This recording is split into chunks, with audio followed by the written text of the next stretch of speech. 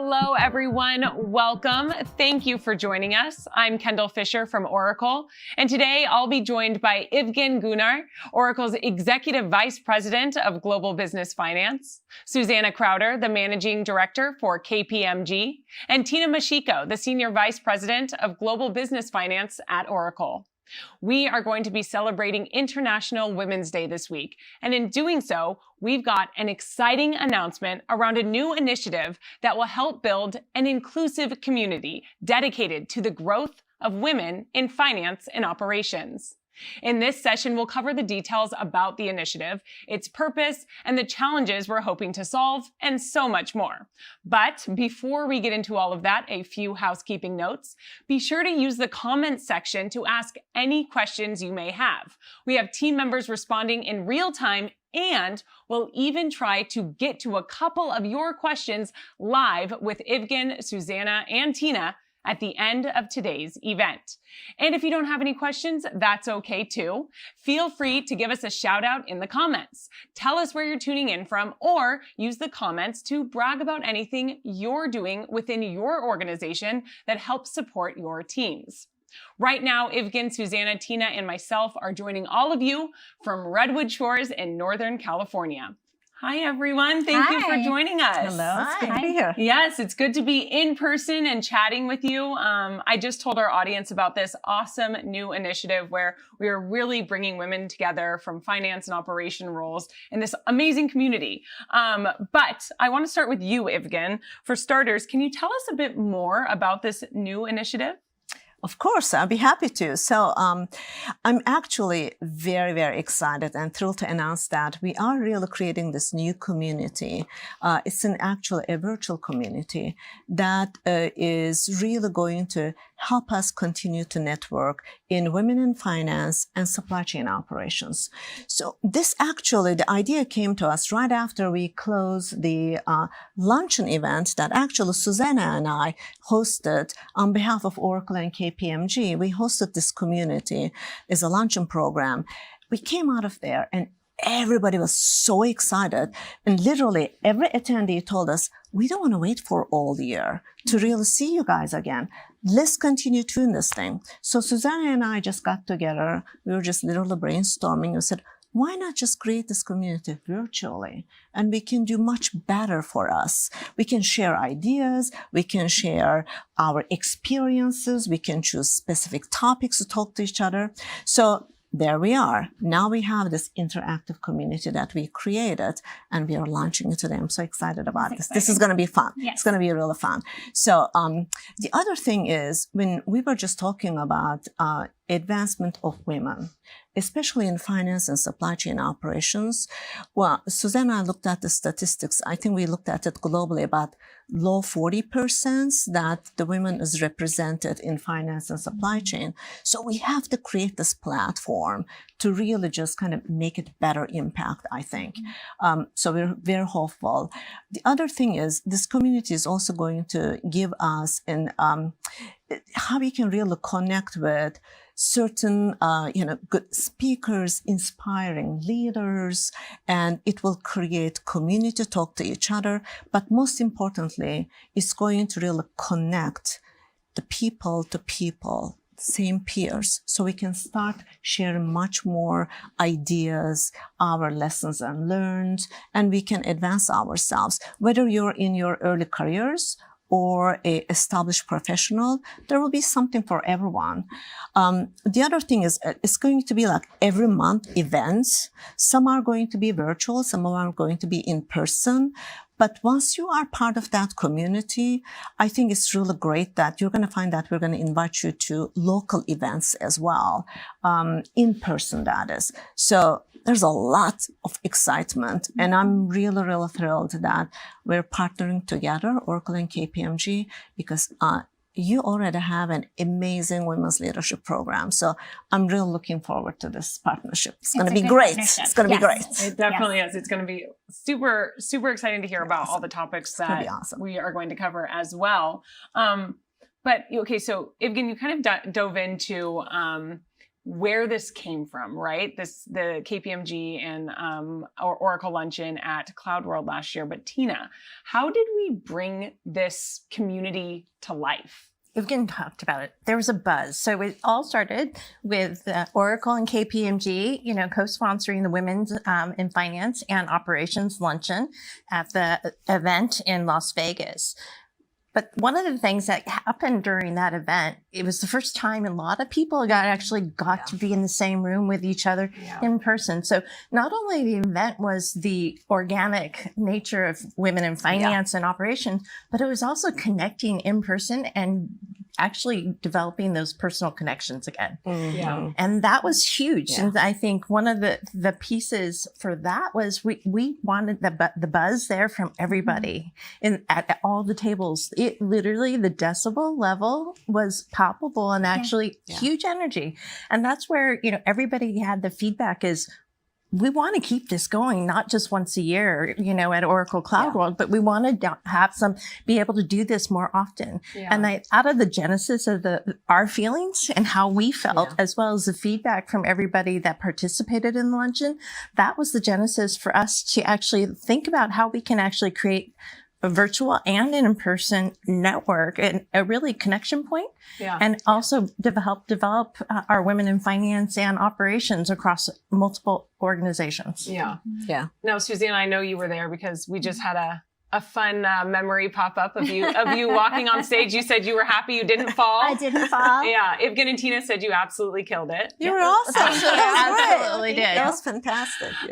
What was your observation at that event, seeing this group come together for the first time in 3 years? And then how did that really inspire us, again, as we're saying, to take it from this once a year thing to monthly, to build this community? I felt the same thing, that energy at the table that I was at, and these discussions were happening, and these women talking about these incredible projects that they're doing for their organizations and swapping stories. And it was just incredible.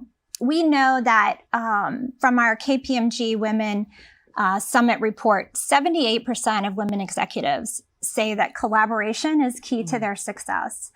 And so this community, this forum, this ecosystem that we're standing up is really meant to engage and allow people to collaborate and build on success. Definitely. Definitely. Now, I'm hearing energy, collaboration. Obviously, at this luncheon, there were a lot of topics that were brought up. And I know you all have topics that you cannot wait to dive into over the next 24 months with this community, although we are going to let the community drive a lot of those topics and conversations.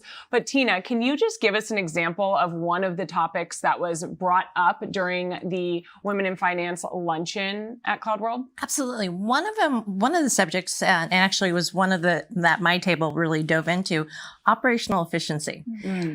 But what's interesting, operational efficiency, just even amongst my table and the table next to us, because that's where it organically expanded, it meant different things to different people depending on what industry, where they were in the evolution. For some organizations, operational efficiency meant cost cutting, efficiency, streamlining. Others was automation and actually taking that efficiency and automation to the end user, to the customer, and actually changing that operational efficiency for customers so it was run the gamut. But one of the things that came out of that discussion, it was one of the focus items for operational efficiency that is actually what would be Nirvana. Would actually have from the front office, from sales and marketing, all the way integrated to the back office, supply chain management, inventory, resource utilization, and actually having an end-to-end operations and data. And that's so that was the trigger. But it was good organic discussion even with differing industries, but where they wanted to go. What would Nirvana look like? And one of the people at my table actually talked about from financial services. Her definition of operational efficiency and challenges was that right now, because of all the manual work, they were actually seeing a drawdown on the ability to make quick decisions. And somebody else at the table had just read a study and actually said, with cost leakage, you can see 20 to 30% revenue deficiency based on all the manual and inefficient processes and operations. Right. So, but that was a great example of the organic discussions and sharing different data sets, as well as how to think about things. And that's where I think was a great example of a network and having differing industries, people, and perspectives, and to actually get to a sharing of ideas. I mean, the interesting thing is that you're not alone. So when you're hearing everybody sharing the same experience, it's just fascinating that, hey, we all have the same problem. Let's kind of share, how did you fix it? You know, where did you start? And it's just amazing to share those stories. And we all have the same common goal at the end of the day. No matter, it was great. Right. No matter what it is. Yeah, no matter what Exactly. industry, size of business. Exactly. That is really interesting. Exactly. I also heard that leadership was a hot topic at the luncheon. Of course. Evgen, how did you hear the group define intentional leadership, and why is that so important? Yeah, so that was quite an interesting topic, actually. So lots of discussions, exactly what you said, Tina. It was just incredibly wonderful experience to talk about it. So in one hand, you could actually think about intentional leadership as being decisive and assertive. We all think about that, right? But the more that we dwelled on discussing that traits, some of the leaders around the group actually just said, you know, that just comes across negative. So that was kind of interesting. Then we started talking about, you know, let's define the traits that what makes a good intentional leader is. But interestingly enough, one leader was really amazing. So she basically came up with this definition that she called a servant leader, which was very interesting, actually, a servant leader, somebody who's thoughtful, very empathetic and sympathetic at the same time, but also drives for the results and empowering your employees. So that was interesting, actually. It was a very unusual definition, but it really resonated quite well with everybody around the table.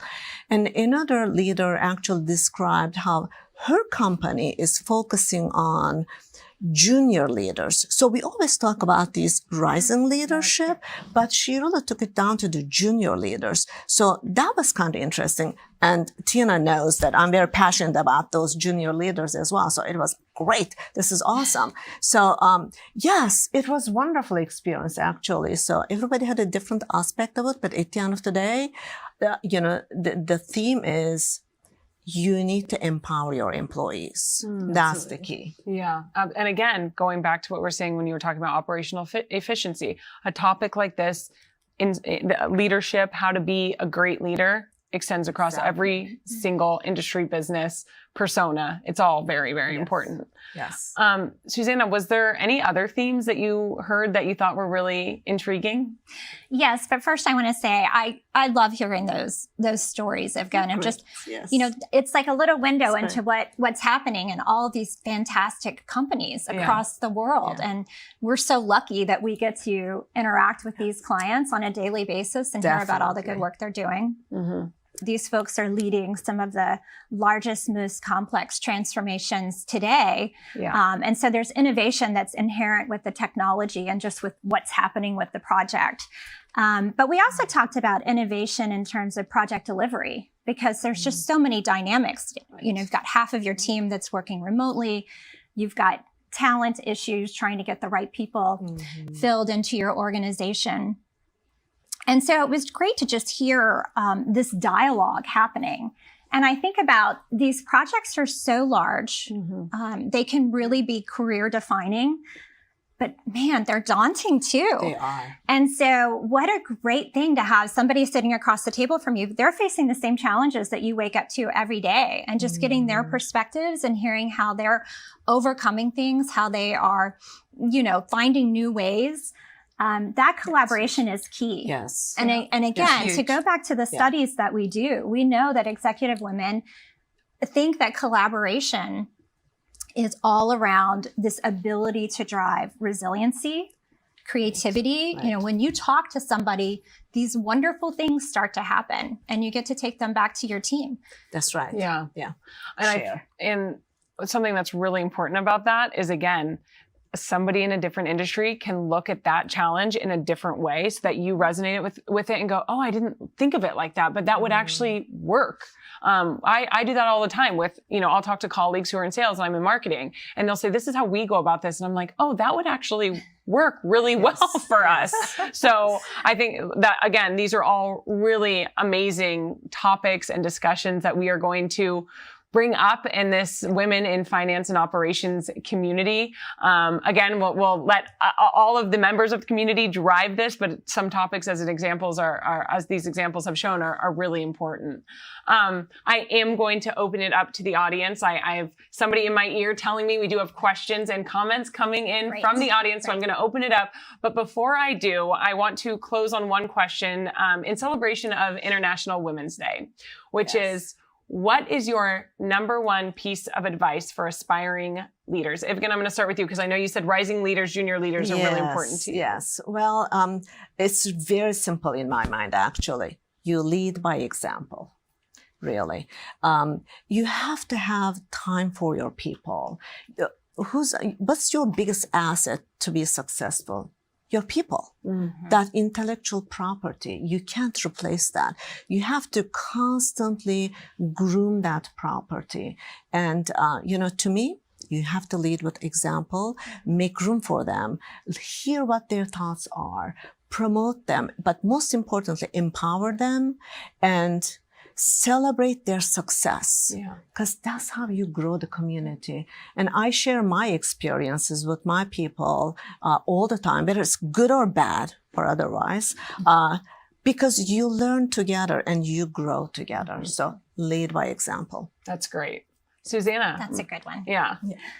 I think that this year's International Women's Day subject is embracing equity. Yeah. And so I think about, you know, a good challenge for all of us is to think about our own personal networks and those people that we automatically go to for ideas and suggestions, and maybe broadening that circle a bit and reaching out to people that you may not normally do so. And in doing so, perhaps give them a platform, you know, that they would not have otherwise. Yeah. I love that. That's so important, really. And thanks for tying it back to that theme. That's really great. Tina, we're going to end on you. What's your advice? Well, it's a combination of the two, as championing women as well as the network is another piece. Yeah. It's not just championing your employees and your staff, but and sharing that and supporting them, but it's also thinking about your network. You never know where your network is going to come from, as well as taking the opportunity to push yourself to actually meet people and connect with others and not in your normal routine, because that's where you're going to get revolutionary ideas or something like I think you mentioned earlier, something that's going to spark your thoughts. Yes. And that's, you know, and then I'll use an example is that's how I got to meet Evgen. That's right. So I was a customer. Yes. And so during the implementation, I got introduced to Evgen, and during that process, you know, called her, wanted to know best practices. Shared a lot of great phone calls. Yes, we did. And I'm all, is it really like this? And, you know, what's best practices? But at that same time, best practices at that network again. So when we had some difficulties, I had that personal connection. And I think that's the other piece. Yeah. It's now, you know, not only your network, but it's developing that personal connections. And so when I had an issue, I actually had a phone call. Call a friend. Call a friend, and it was solved within an hour. And, you know, and I think that's it for me is another example. And now I work for Evgen, you know, and I think it's just, you never know. And I think it's pushing yourself outside your normal network. Yeah. And also the combination of making that personal connection. Yeah. And I love that you said that too, because it's the personal connection is then authentic. It's an authentic relationship that you're building. You called because you genuinely needed help. You weren't calling for a second, for a different reason behind that, which is so important. The other thing is like, you know, that connection actually creates a lifetime friendship also. Yeah. I have a lot of great friends through this networking environment that we're not in the same field, but they became incredibly lifetime friends. It's just wonderful, really. Well, and that's how, you would email me and say, hey, there's a conference coming up. We're sponsoring it, just something you might be interested in. And I think that's the organic nature of having a connection. Yeah. And that personal connection it's like looking, something that might interest you. It might help. It had nothing to do with Oracle and the implementation. Exactly. It was strictly something that might be of interest. Yeah. Well, that's exactly what our community is going to find. And I'm finding it right here. I kind of think we should start our own show. I think we could be Oracle's The View, to be honest. There you go. But And KPMG all together. We're all exactly. together. Oracle and That's KPMG's it. The View. I love We're it. here together. Exactly. Well, I do have questions. I was just handed some questions that were coming in from the audience. If you guys are okay with answering those. Yes. All right, let's see here. One question came in from Ava, who is an assistant finance controller from London. She asks how networking will work in this online community. So our community is meant to be, is like, if you can mention it earlier. So we're going to have, our foundational members and I think you mentioned it as well, is we're going to have monthly topics and those topics are going to be driven from our members. So the intent is to actually have a combination of virtual and in-person events. And I think the other piece is between KPMG and Oracle, we have locations all over the world. And the intent is to actually build this out over time. Yeah. And then it's a combination of in-person and virtual. Great. Thank you. All right. Another question is coming in from Lorena, who is a supply chain operations director based in Mexico City. Lorena asks, what kinds of content will be shared? Is it all from Oracle and KPMG? I'll take that one. Thanks. So certainly Oracle and KPMG are sponsoring this ecosystem, this new community. But we really want to hear from everyone else. I mean, this should be a platform where we can share accomplishments and milestones, initiatives, great things that we're doing in our organizations around whatever it is, the projects, diversity and inclusion, how to find the right resource. So it's really about us enabling this community to come together. So certainly we'll be doing some polling, we'll be doing surveying to see what they want to hear about, and then we'll be adding in content, everything from academia all the way to just practical, how-to guides. So a really wide range of content and media pushed out. Very exciting. Well, thank you so much. I wish we could get to so many more questions, but unfortunately we are out of time. But if we didn't get to your question live here in studio, we will be answering as many as we possibly can in the comments. So feel free to keep on asking away. But there is just one more vitally important next step before we bid you farewell. It's time for you to visit the community page. Go to linkedin.com, search for Women in Finance and Operations. Again, that's Women in Finance and Operations. Click on groups and just join the community. It's that easy. We can't wait to welcome you into the social forum. The goal is to create advancements for women in finance and operations, women just like you, together. I appreciate Evgen, Tina, and Susanna for joining me today. And thanks to all of you for tuning in. We'll be on the lookout for you in the social community. Bye.